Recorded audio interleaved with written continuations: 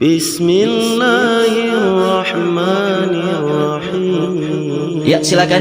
Mohon bertanya, jangan malu-malu. Tolong sebutkan nama Anda. Namaku Selamanda. Aku adalah kepala sekolah teologi di sini. Aku sangat menghargai pengetahuanmu tentang kedua kitab.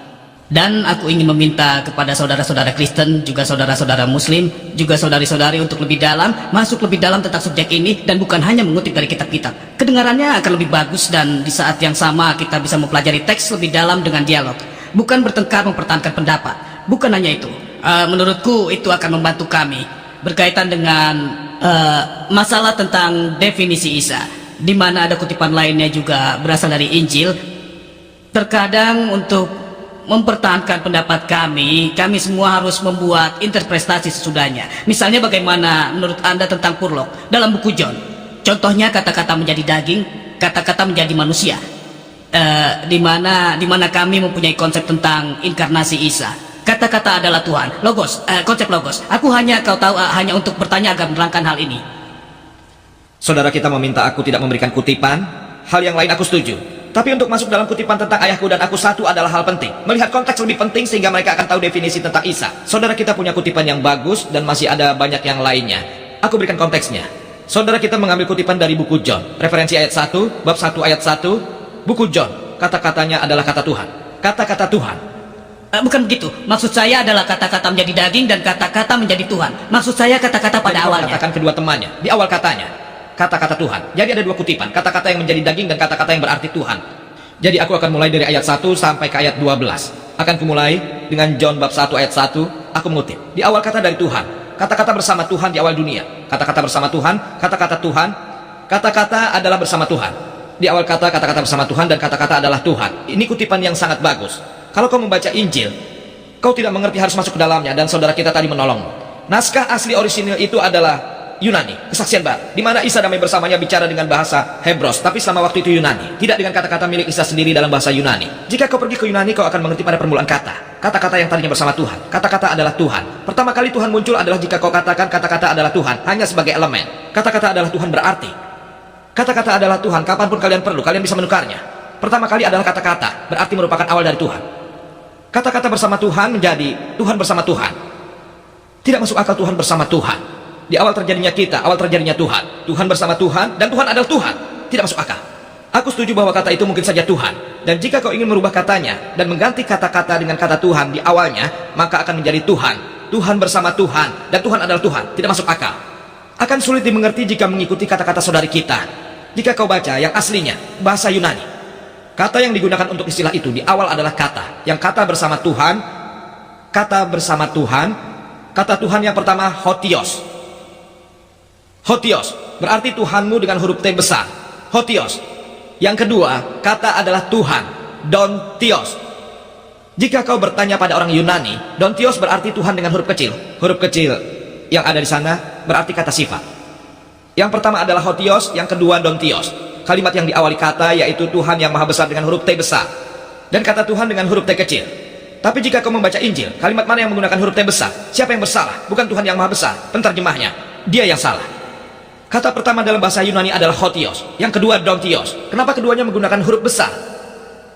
Pada siapa Anda bicara? Maaf kalau aku bicara begini. Tapi jika kau pergi ke Yunani, dalam naskahnya kata pertamanya Hotios, kata keduanya Dontios.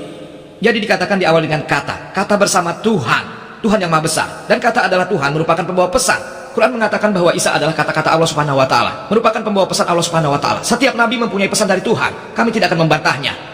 Jika dianalisa, aku tidak akan keberatan jika dikatakan bahwa Isa adalah Tuhan dengan huruf T kecil.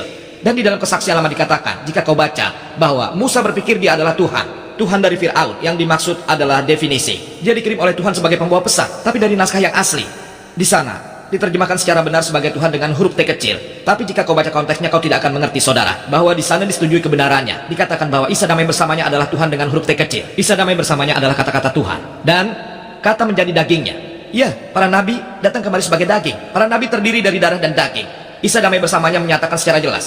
Jika kau lihat dalam buku Luk tentang ruangan di atas, bisa dilihat di bab 34 ayat 36, dia berkata, Assalamualaikum, damai bersamamu, bahasa Hebrew, Assalamualaikum. Mereka bilang dan orang-orang terkejut.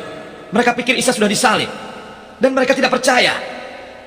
Dia bilang bahwa, sentuh aku dan lihat.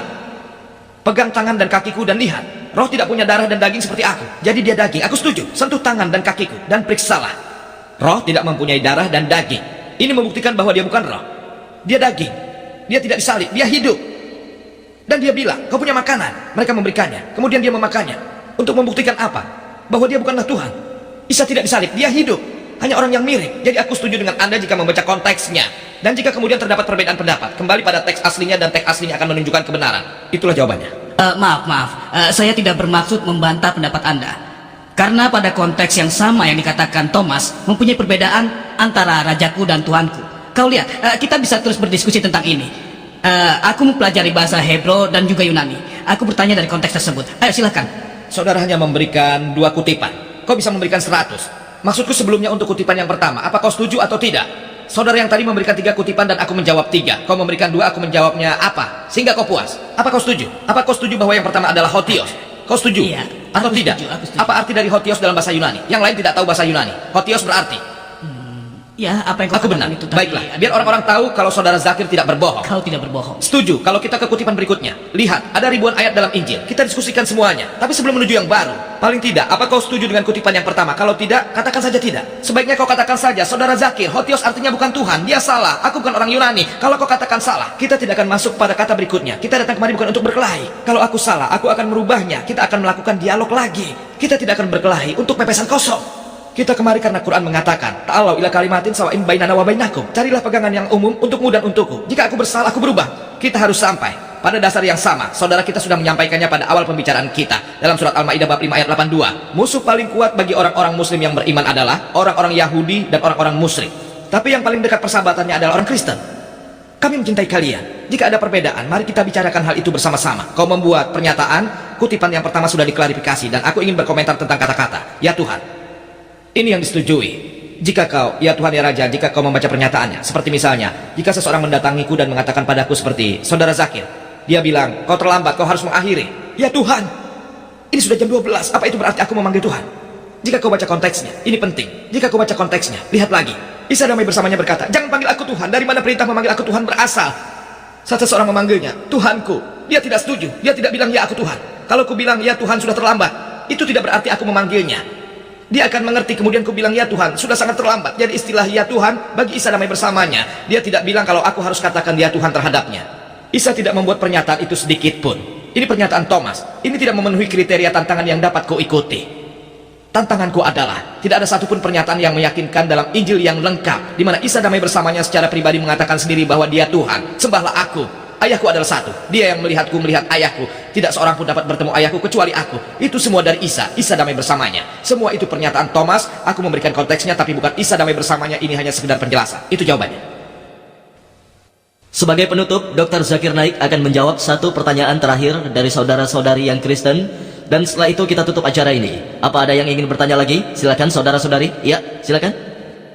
Aku Sonia Surenda dari Sindelasius. Anda bilang Isa hanya untuk orang-orang Israel. Muhammad datang untuk manusia. Kita orang Muslim dan Kristen percaya akan kebangkitan Isa. Kalau begitu, bagaimana Anda bisa katakan kalau Muhammad Nabi terakhir? Saudari kita bertanya bahwa Isa damai bersamanya hanya diperuntukkan di waktu itu saja dan Muhammad untuk selamanya. Bagaimana jika Isa datang lagi? Jika ia kembali lagi? Muhammad SAW bukan Nabi terakhir dan aku tidak setuju. Jika Isa datang kembali di hari kebangkitannya, tidak kurang dari 70 hadis saudariku. 70 tempat dalam hadis yang menyebut Isa akan datang, dan disebutkan juga di dalam Injil bahwa Isa damai bersamanya akan datang kembali. Quran juga mengatakan dalam surat Al-Ahzab bab 33 ayat 40, makana Muhammadun aba ahdim mir rajalikum walaki Rasulullah wa khataman nabiin. Muhammad bukanlah ayah dari anak-anaknya. Dia adalah nabi Allah, penutup nabi-nabi. Keduanya benar. Bagaimana keduanya bisa benar? Karena Isa damai bersamanya, dia akan datang lagi. Kenapa dia datang lagi? Dialah satu-satunya nabi yang dibangkitkan kembali. Tidak satu pun nabi Allah Subhanahu wa taala yang dibangkitkan kembali. Quran surat An-Nisa bab 4 ayat 158 dikatakan, Isa damai bersamanya telah diangkat Allah. Ayat 157 dikatakan, wa ma qatalhu wa ma salabuhu walakin subbilahu. Walaupun dia dibunuh atau dia disalib, sebenarnya itu hanya penglihatanmu. Bahkan untuk kaumnya sendiri penuh keraguan-raguan, illa tibazan, hanya untuk diikuti saja. Wa ma qatalhu yakina, tentang keyakinan bahwa dia tidak dibunuh. Ayat 158 mengatakan bahwa Allah Subhanahu wa taala telah mengangkat Isa kepadanya. Kita setuju itu. Bahkan أعوذ بالله من الشيطان الرجيم بسم الله الرحيم